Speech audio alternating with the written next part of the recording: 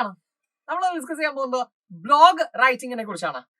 Blog റൈറ്റിംഗുമായിട്ട് ഒരുപാട് ആൾക്കാർക്ക് confused ആവാറുണ്ട്. നമ്മൾ ഈ വ്ളോഗിംഗ് ഒക്കെ ചെയ്യുന്ന ആളുകളില്ലേ, അത് ആലോചിച്ചാൽ മതി. Blog writing something different from blog.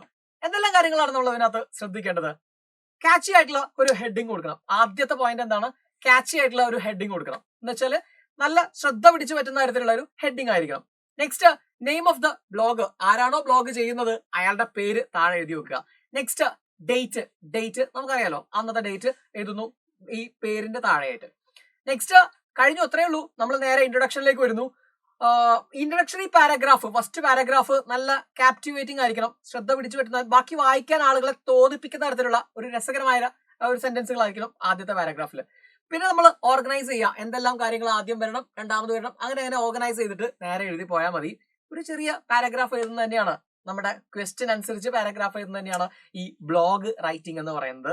Okay, നമുക്ക് അതിന്റെ ഒരു എക്സാമ്പിൾ നോക്കാം. ഒരു തവണ ചോദിച്ച ചോദ്യമാണ്, you are a friend of the Amigo Brothers and you witness the contest between them. Amigo ബ്രദേഴ്സിന്റെ സുഹൃത്താണ് നിങ്ങൾ എന്ന് വിചാരിക്കാം.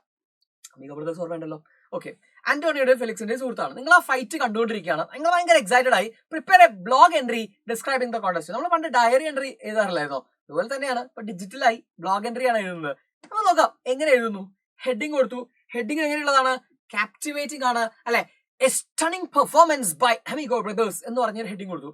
എ സ്റ്റണ്ണിംഗ് പെർഫോമൻസ്, നമ്മളെ അതിശയിപ്പിക്കുന്ന ഒരു അടിപൊളി പെർഫോമൻസ്. ആരംഭം ബൈ അമിഗോ ബ്രദേഴ്സ്. താഴെ ബൈ ജോയ് പീറ്റർ, ഒരു പേര് കൊടുത്തുന്നല്ലോ. നെക്സ്റ്റ് ഡേറ്റ് എഴുതുന്നു. ഓക്കെ, എന്തിന്റെ ഡേറ്റ് കൊടുക്കാം. താഴെ it was a wonderful evening for the audience at Tompkins Square park.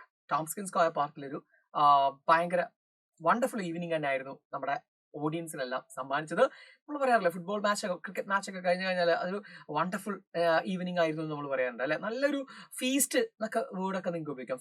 Feast എന്ന് പറഞ്ഞാൽ സദ്യയായിരുന്നു, അവർക്ക് ഒരു നല്ല വിരുന്നായിരുന്നു എന്നൊക്കെ നമുക്ക് പറയാം. Okay, next, everybody present there witness the stunning performance of Amigo Brothers. അവിടെ കൂടിയിരുന്ന ആളുകൾ എല്ലാവരും ഈ അമിഗോ ബ്രദേഴ്സിന്റെ ഒരു സ്റ്റണ്ണിംഗ് പെർഫോമൻസ് കണ്ട് അതിശയിച്ചു. The fight between Amigo, Antonio Cruz and Felix Vergaza was fixed in Tompkins Square Park. The park was crowded even before the scheduled time. The game started at 2 o'clock. സമയം പറഞ്ഞു, എവിടെയാണ് event നടക്കുന്നതെന്ന് പറഞ്ഞു. First paragraph കഴിഞ്ഞു. സെക്കൻഡില്, when both the fighters arrived at the ring, the audience welcomed them with great applause. എല്ലാവരെയും ഭയങ്കര applause, കയ്യടിയോട് കൂടിയിട്ടായിരുന്നു അവരെ എല്ലാവരും വെൽക്കം ചെയ്തത്. Felix was escorted by a dozen of fans with white t-shirts. ഫെലിക്സിനെ ഒരു ഡസനോളം fans white T shirt ഒക്കെ ഇട്ടാണ് അവനെ വരവേറ്റത്. Antonio was too escorted and guided in a grand manner. വളരെ ഗംഭീരമായി തന്നെയാണ് ആന്റോണിയെയും അകത്തേക്ക് കൊണ്ടുവന്നത്. എസ്കോർട്ട് ചെയ്ത ആൾക്കാർ വന്നത്, fans. At first the referee gave the instructions, then the fight began. They attacked each other with strong blows and punches. ഭയങ്കര strong ആയിട്ടുള്ള ബ്ലോസ് ആൻഡ് പഞ്ചസോട് കൂടിയിട്ടാണ് അവരുടെ ഫൈറ്റ് അങ്ങനെ നമ്മൾ കണ്ടുകൊണ്ടിരിക്കുന്നത്. ദ ക്രൗഡ് വാസ്, എല്ലാം പാസ്റ്റ് ടെൻസിലാണ് നിന്ന്, അനൗൺസ്മെന്റ് ആണ് നമ്മൾ പ്രസന്റ് ടെൻസിൽ എഴുതുന്നത്. ഇത് ബ്ലോഗാണ്, പരിപാടി കഴിഞ്ഞതിന് ശേഷം എന്നാണ്. സോ വാസ് എന്ന് നമ്മൾ ചേർക്കാൻ മറക്കരുത്, പാസ്റ്റ് ടെൻസിൽ എഴുതാൻ വേണ്ടി ശ്രമിക്കണം. The crowd was vibrant and enthusiastic in the beginning. Crowd ആകെ ഭയങ്കര ആവേശത്തിലായിരുന്നു ആദ്യം. But when the fight was about to finish, they got worried. പക്ഷെ ഫൈറ്റിന്റെ അവസാനമാകുമ്പോഴേക്കും എല്ലാവരും ആകെ worried ആയി. കാരണം it was because the fighters savage attack, അവരുടെ ഒരു സാവേജ് ആയിട്ടുള്ള അറ്റാക്ക് കണ്ടിട്ട് അല്ലെ, ഒരു വന്യമായ രീതിയിലേക്ക്, വൈൽഡ് ആയുള്ള രീതിയിലേക്ക് അവിടെ. ഞാൻ ഈ സാവേജ് കിട്ടിയില്ലെങ്കിൽ വൈൽഡ് ഓർക്കാൻ വേണ്ടിയിട്ടാണ് ഞാൻ അത് രണ്ടും പറയുന്നത് കേട്ടോ. ഇനി both of them were really fighting hard. രണ്ടുപേരും നല്ല കഷ്ടപ്പെട്ടിട്ട് ഫൈറ്റ് ചെയ്യുന്നുണ്ടായിരുന്നു. Everybody thought that it would end in a draw. എല്ലാവരും വിചാരിച്ചു ഇതൊരു draw മത്സരമാവും. The crowd became silent and their blows continued. The bell rang again and again after the final round. Final round കഴിഞ്ഞു, bell പിന്നെയും അടിച്ചുകൊണ്ടിരിക്കുന്നു. Their blows appeared hailstones. Finally the referee and the two trainers peered Felix and Antonio.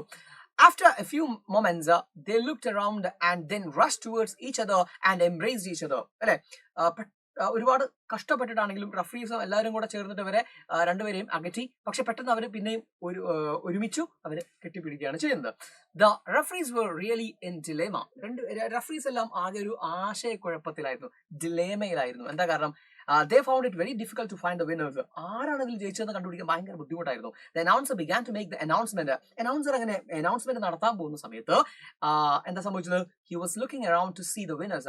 കൈ പിടിച്ച് ഉയർത്തണം ആരാ വിജയിച്ചതെന്ന്. പക്ഷെ ആരെയും കാണുന്നില്ല, രണ്ടുപേരും പോയി അല്ലെ. But both Antonio and Felix had left like true friends. They knew they would always be champions. The crowd at Tompkins Square Park witnessed the true friendship of these two boxers. എന്ന് പറഞ്ഞ് നമുക്ക് vlog അവസാനിപ്പിക്കാം. അപ്പൊ ഇത്രയും കാര്യങ്ങളാണ് ശ്രദ്ധിക്കേണ്ടത്. അപ്പൊ ഞാൻ ഈ ഒരു വ്ലോഗ് എൻട്രി വായിച്ചത് ഒന്ന് നമുക്കത് മനസ്സിലാക്കാൻ വേണ്ടിയിട്ട് എന്തൊക്കെ കാര്യങ്ങൾ എങ്ങനെ എഴുതണം, പാസ്റ്റ് ടെൻസിൽ എങ്ങനെ എഴുതണം.